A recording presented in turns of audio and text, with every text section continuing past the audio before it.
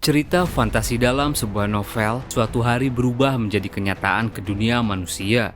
Hanya ada satu pembaca novel yang tahu akhir dari skenario, tapi alur skenario berubah berantakan dan ada segudang misteri yang belum terpecahkan. Video ini merupakan kelanjutan cerita dari part sebelumnya.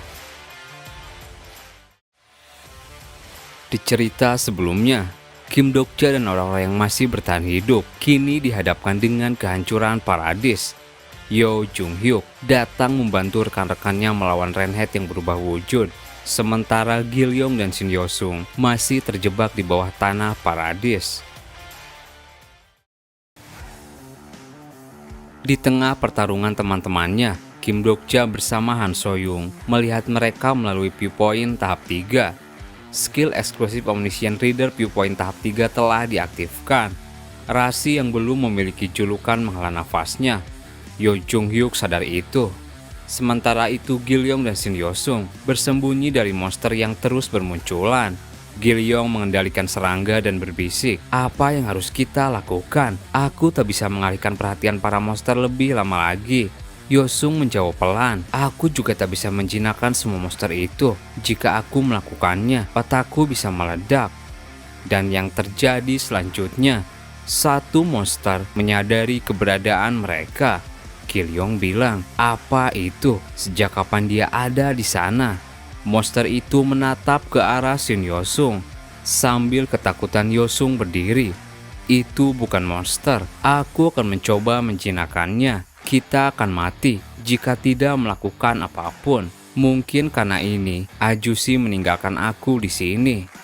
Mereka berdua kemudian memberanikan diri mendekati makhluk itu. Skill eksklusif Advanced Disperse Communication level 5 telah diaktifkan. Shin Yosung mencoba menjinakkannya. Ia masuk ke dalam pikiran makhluk itu. Yosung melihat makhluk itu kesakitan. Ia langsung muntah darah, tak kuat merasakan itu. "Tidak, aku tak ingin membunuh. Aku tak ingin memakan mereka. Biarkan aku keluar dari sini." Makhluk itu kemudian mengeluarkan tekanan kekuatannya. Yosung dan Gilyong semakin dibuat kesakitan. "Ini adalah makhluk yang takkan pernah bisa aku kalahkan. Tapi jika aku berhenti, aku tak bisa terbebas dari semua ini."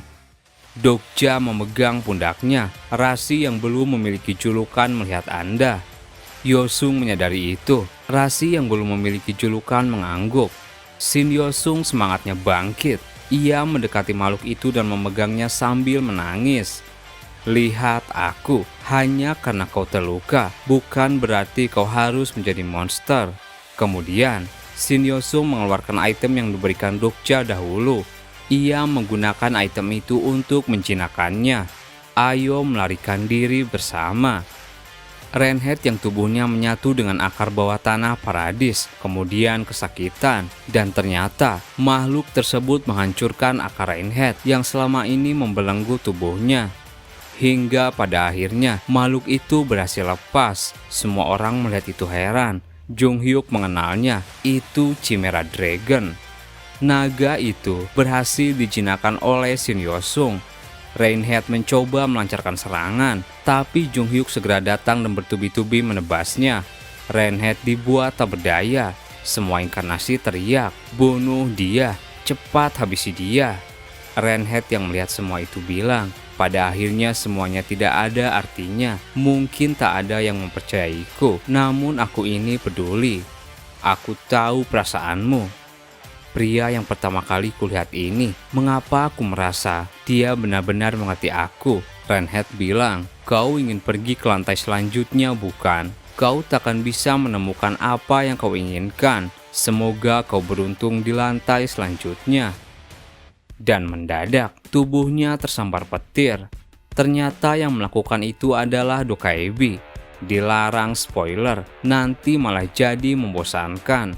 Hingga pada akhirnya, dengan matinya Renhead, paradis pun hancur. Pesan dari Rasi bermunculan. Banyak Rasi yang kagum dengan penampilan dari inkarnasi Yo Jung Hyuk. Rasi Absolute God System kagum dengan penilaian inkarnasi Yo Jung Hyuk. Beberapa rasi menunjukkan kesedihan atas runtuhnya paradis. Beberapa rasi mensponsori 150.000 koin. Anda telah mengalahkan Demon Marquis Reinhardt. Anda mendapatkan Legendary Grade Fable Paradise of Despair. Peringkat Dark Crystal Anda telah disesuaikan. Anda telah mendapatkan main skenario baru. Main skenario ke-10, 73 Demon King telah terbuka untuk sementara waktu. Dalam hatinya Jung Hyuk bilang, meski tak berjalan sesuai rencana, aku sudah menaikkan peringkat Dark Crystalku, mengumpulkan koin, dan bahkan mendapatkan petunjuk untuk skenario selanjutnya. Tapi kenapa aku merasakan perasaan yang rumit? Setelah itu, inkarnasi lain datang pada Jung Hyuk. Penyelamat kami, terima kasih banyak. Jika bukan karenamu, kami mungkin tidak akan hidup. Melihat pemandangan itu, sejenak Jung Hyuk berpikir, pemikiran tentang menyelamatkan orang tak sekalipun terlintas dalam benakku. Reinhardt menganggap mereka sebagai tumbal untuk Paradis, sedangkan aku menganggap mereka sebagai tumbal untuk menyelesaikan skenario. Aku membenarkan pengorbanan kecil untuk tujuan yang lebih besar, tujuan untuk menyelesaikan seluruh skenario dan menyelamatkan dunia. Aku menjalani hidupku seperti itu, memegang pedangku dengan tekad yang besar itu. Tapi kenapa tiba-tiba jadi begini? Kenapa aku tak bisa melukiskan pemandangan yang tak terbentang di akhir skenario? Seseorang datang, permisi, apa aku boleh tahu siapa namamu? Namaku Kim Dokja. Mendengar itu Dokja heran, kenapa malah sebut nama aku? Semua inkarnasi meneriaki nama Dokja. Pencapaian baru telah ditambahkan ke dalam fable kelima Anda. Orang-orang dari Paradis akan mengingat Kim Dokja sebagai pahlawan Paradis. Float fable Lonely Messiah kini telah diperdalam. Dokja masih kesal. Apa yang dia rencanakan? Si egois itu takkan memberiku pencapaian tanpa alasan begini. Kemudian setelah itu Shin Yosung menghampiri yang lain. Yo Sang Ah Uni, kenapa kamu mencari Dokja Ajusi tadi? Sang Ah bilang, karena Kim Dokja akan dibunuh oleh orang yang paling ia cintai. Dokja berada di sana, tak kusangka Yo Sang Ah akan menguping ramalan Moirai. Lee Ji-hye bilang, tapi sekalipun mati, dia akan selalu kembali. Bukankah itu bukan masalah besar? Lee Hyun Sung bilang, yang meramalkan adalah Olympus. Jadi aku yakin itu akan sulit dihindari. Bukankah sebaiknya kita mencari tahu dulu? Ji-hye dengan pedenya bilang, kurasa orangnya itu aku. Aku cuma berpikir logis. Aku ini muda, cantik, manis, dan pandai bermain pedang. Ajusi sulit untuk tidak mencintaiku. Dokja yang masih berada di sana hanya geleng-geleng kepala. Omong kosong apa lagi kali ini? Hiwon bilang, Yo Sang Ah, mungkin orangnya adalah kamu. Aku rasa tidak ada pria yang tidak jatuh hati padamu.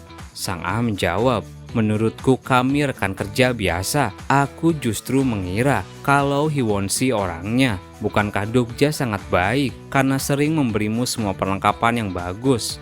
Gilyong mengangkat tangan. Menurutku cinta itu tak selalu harus yang romantis. Anggota keluarga juga saling menyayangi. Aku pernah latihan bersamanya. Ikatan pertemanan di antara pria mungkin saja romantis. Mereka kemudian melihat Yo Jung Hyuk. Lihat apa kalian? Mana mungkin juga dia? Shin Yosung bilang, bagaimana kalau tanya langsung pada Ah Jusi? Dari tadi dia mendengarkan percakapan kita. Hiwon langsung marah. Kenapa tidak bilang dari tadi? Rasi tanpa julukan berkata dia minta maaf. Jadi siapa orang yang kamu cintai? Apa mungkin wanita yang namanya Han Soyung? Apa sekarang kamu bersamanya? Rasi tanpa julukan berkata dia tidak menyayangi siapa-siapa. Lebih spesifik, mungkin sekarang kamu tidak mencintai siapapun, tapi berdasarkan takdir, nantinya kamu akan mencintai seorang. Mungkin pertanyaannya harus kita ubah. Bagaimana tipemu? Apa kamu sedang dekat dengan salah satu di antara kami? Ini penting bagi kami. Jika ternyata kamu mencintai salah satu dari kami mungkin saja bisa mencegah takdir itu. Rasi yang tidak memiliki julukan berkata dia tidak yakin. Teman-temannya terus dibuat kesal. Ah Jusi, setidaknya beri kami rating atau semacamnya. Bukan waktunya untuk bersikap tidak enakan. Nyawamu dipertaruhkan di sini. Rasi tanpa julukan berkata, dia juga bingung dengan hatinya. Banyak Rasi yang ikut kesal. Rasi Prisoner of the Golden Headband tertarik pada cerita ini. Rasi Secretive Plotter penasaran dengan pilihan Anda. Rasi Abyssal Black Flame Dragon menatap ke arah Anda. Banyak Rasi yang merasa jengkel atas sikap apatis Anda.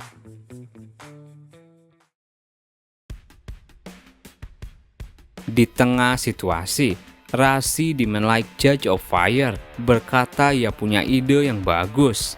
Rasi itu memberikan sebuah item, Affection Reader, sebuah item yang dapat memberitahu perasaan yang memiliki target terhadap pengguna. Tekan tombolnya dan pikirkan nama serta penampilan target untuk mengaktifkan alat membaca ini.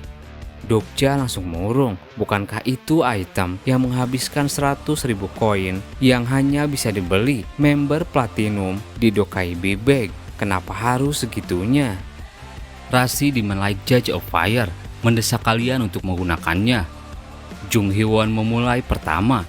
Ia menekan item itu dan memikirkan Kim Dokja. Skor kesukaan dari Rasi Kim Dokja terhadap inkarnasi Jung Hee-won adalah 54 poin. Rasanya sedikit tidak jelas.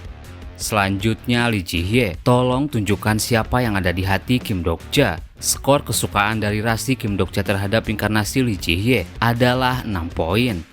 Ji-hye sedikit marah. Apa ini rusak, dasar sampah.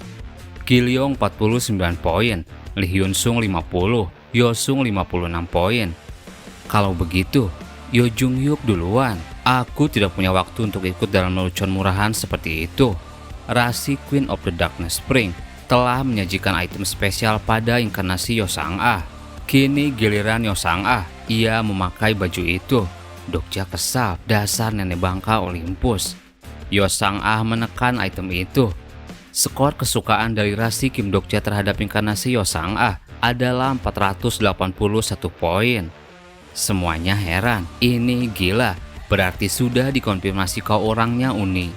Hee-won bilang, tunggu dulu, bisakah pinjami aku pakaiannya sebentar? Sambil memegang pakaian tersebut, Hee-won menekan itu dan mendapat skor 481. Apa ini, padahal belum kupakai. Ji-hye juga mencobanya dan hasilnya sama. Sepertinya yang paling Dokja cintai itu bukan orang. Di tengah situasi, Shin Yosung menyadari sesuatu. Dokja Ajusi, ada apa ini? Dokja juga sadar itu. Tiba-tiba langitnya gelap. Jangan-jangan Anda telah mati. Kemudian setelah itu, Dokja masuk keingatan saat ia masih kecil. Saat pertama kali aku membaca novel, aku sangat bahagia. Tekstur kertas yang lembut menyentuh ujung jariku. Huruf-huruf hitam bermekaran di lapangan kertas yang putih. Perasaan yang kudapatkan saat membalikan halaman dengan tanganku. Saat itu Dokja ditemani ibunya membaca. Ibunya bilang, yang penting bukanlah membaca huruf, melainkan apa yang ditemukan di antara huruf-huruf tersebut. Ada ruang yang tercipta di antara huruf-huruf itu. Dokja menemukan kebahagiaan. Di antara celah itu, terdapat taman salju kecil milikku sendiri. Ruang yang terlalu kecil untuk dimasukkan seseorang dan dijadikan tempat keluar adalah tempat yang sempurna untuk anak-anak yang suka bersembunyi sepertiku. Di dalam sana aku menjadi protagonis dan pergi berpetualang, mengejar cinta dan mimpi. Aku membaca dan terus membaca lagi. Saat semua itu tampak abadi telah berakhir, aku pun menutup buku pertama kali. Hingga detik ini pun aku masih ingat seolah aku kehilangan dunia. Ibunya bilang lagi, ini bukan akhir, hanya karena kamu sudah membacanya. Artinya bukan berarti kamu sudah melihat keseluruhannya. Bagaimana kalau kita baca bersama-sama lagi? Kalau dibaca lagi, pasti lain lagi ceritanya. Dokja bilang dalam hati, dia seakan memberitahuku kebenaran dari kehidupan yang kejam ini. Ibuku orang yang dingin dan juga bijak. Darinya aku belajar cara membaca lagi. Seandainya dia bilang hal lain, apa aku punya banyak teman? Apa aku akan belajar tidak melarikan diri dari kenyataan yang telah diberikan pada aku? Di sela semua itu, terdengar suara. Seseorang datang. Kim Dokja, tampaknya kamu merasa bosan. Dokja yang melihatnya sejenak berpikir, makhluk yang bisa memasuki mimpi orang lain dengan mudahnya. Selain dari dewa tingkat tinggi, satu-satunya makhluk yang mampu melakukan itu adalah Prophet, tapi bukan anak Crop. Dia adalah Rasi dengan atribut Prophet, Raja Oedipus dari Olympus. Oedipus bilang, "Bagaimana? Apa Fate itu bisa kau tahu?" Dokja menjawab, "Apa ini sudah sesuai rencanamu?" Oedipus bilang lagi, "Takdirmu bukan sesuatu yang bisa dihindari dengan tubuh lemah semacam itu. Segera kau harus memutuskan ada di pihak mana dirimu. Aku percaya kau akan membuat keputusan yang tepat. Aku tidak berada di pihak siapapun." "Tidak, kau pasti akan memilih Olympus, karena di antara semua inkarnasi yang telah kulihat, tidak ada yang memiliki story yang cocok untuk Olympus selain dirimu." Dokja heran, "Apa sebenarnya yang kau katakan?" Tiba-tiba Dokja diperlihatkan lagi saat bersama ibunya, tapi kali ini dengan peristiwa kelam di rumahnya. Kamu akan membaca ulang semuanya. Dokja harus melihat kembali kejadian yang membuatnya trauma. Oedipus bilang, "Wariskan Carnival of Lighting jika kau tidak ingin mati selamanya di skenario selanjutnya."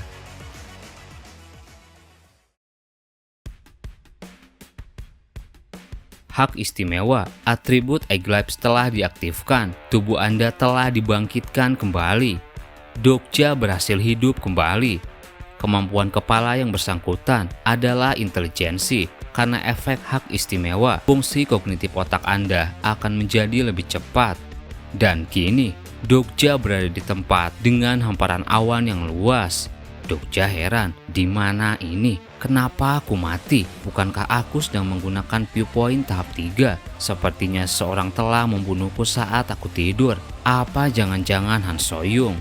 Pesan dari sistem bilang, pencapaian baru telah tercatat dalam fable kelima Anda. Orang-orang akan mengingat Anda sebagai Mesia, Wu Sam. Dokja heran, jadi aku cuma harus mati di momen yang aneh agar pencapaian aneh ditambahkan ke fableku. Lucu sekali. Dan di sana Han Soyung muncul. "Kim Dokja, kau sudah hidup lagi. Kita diserang tiba-tiba begitu kau tidur. Aku berusaha menghentikan mereka, tapi kau malah kena luka fatal. Jadi aku kabur membawamu sambil menangis. Tapi tiba-tiba saja, aku juga berada di tempat ini." Skill eksklusif Lie Detection level 2 telah diaktifkan. Anda telah mengkonfirmasi bahwa pernyataan tersebut merupakan benar. Han Soyung bilang, "Setidaknya coba percaya padaku." Han Soyung, "Apa kau melihat wajah orang yang menyerang kita?" Soyung mulai bercerita, "Tidak. Mereka semua memakai topeng, jadi aku tak bisa melihatnya dengan benar. Memang sudah aku konfirmasi beberapa dengan detek atribut, tapi aku tak mengerti satupun dari mereka." "Dan apa kau tahu? Kau sudah mati selama 3 hari. Sejenak Dokja berpikir, mereka yang membunuhku sepertinya cukup ahli sampai bisa mengurung kami di sini. Aku tahu atribut Eglyph punya waktu cooldown. Rekan-rekanku, mereka pasti sudah pergi ke skenario selanjutnya. Kalau benar begitu, maka semua rencanaku akan jadi kacau." Han Soyung kemudian membuat beberapa cloning.